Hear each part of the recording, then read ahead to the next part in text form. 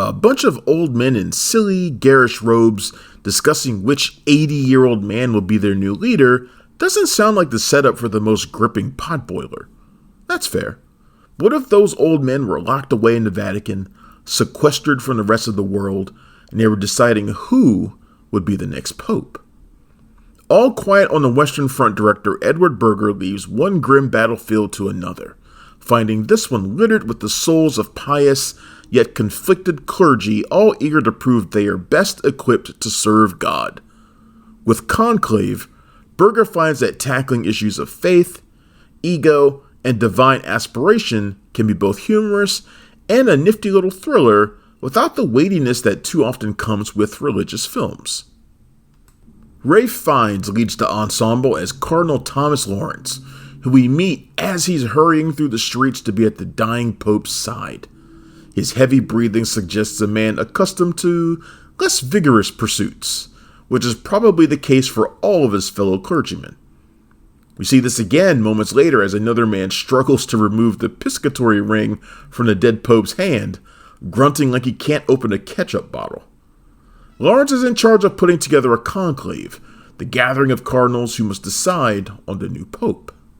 The process involves ancient traditions and customs, formal ceremonies, and so forth.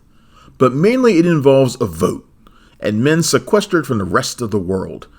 They're all eager to claim the role for reasons both grandiose and petty. Some, like frontrunner Cardinal Bellini, played by Stanley Tucci, wish to further a progressive agenda.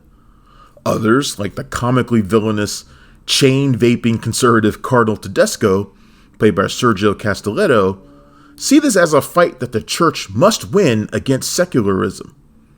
There's also the chance to move forward with the first black pope, Cardinal Adeyemi, played by Lucien Mizamati, or the mysterious Cardinal Benitez, played by Carlos Diaz, from Kabul, who is appointed by the Pope in secret. Another contender is the last man to meet with the Pope, Cardinal Tremblay, played by John Lithgow, whose piety shadows a deeper intrigue. But then, there are skeletons in a lot of closets, it seems.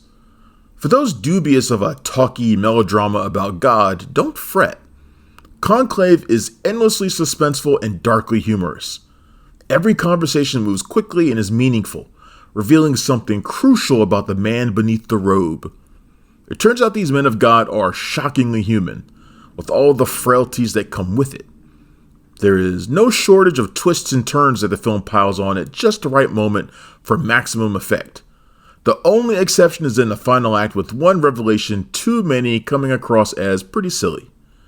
You won't be surprised to learn that within the church there are indiscretions that come to light, betrayals, and even the threat of terrorist attack. Speaking of which, Conclave finds most of its humor in the contrast between these old men of tradition and this centuries-old Vatican fumbling with modern technology. To prevent spying, the building is fixed with Batcave-like armored shutters, making for a confounding image. You might see a cardinal swiping through his smartphone between votes, which begs the question of whether he has an Insta account or, God help him, an OnlyFans. In past films, you might see these pious men of God puffing on cigarettes, but now a vape pen will do just as well, or a sip of coffee from a very expensive espresso machine.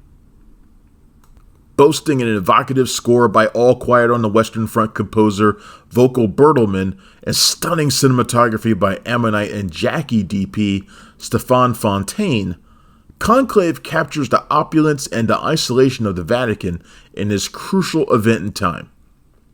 While Lawrence is the central figure, the film never really digs deep into the crisis of faith that drives him, content with focusing on the moral espionage of the moment.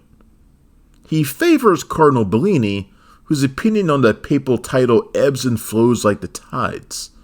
Further, a subplot involving the sisterhood, led by Sister Agnes, played by the great Isabella Rossellini, and what they see in silence, could have played a much larger role than it does.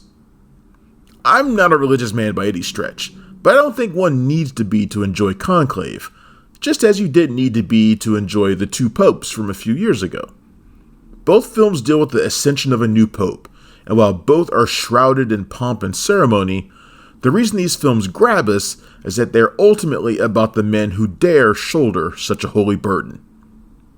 Conclave is open in theaters now, and it gets a 3.5 out of 5. Thanks for checking out the show. If you like what we're laying down, please subscribe to our channel and click the bell to receive notifications for all of our latest stuff.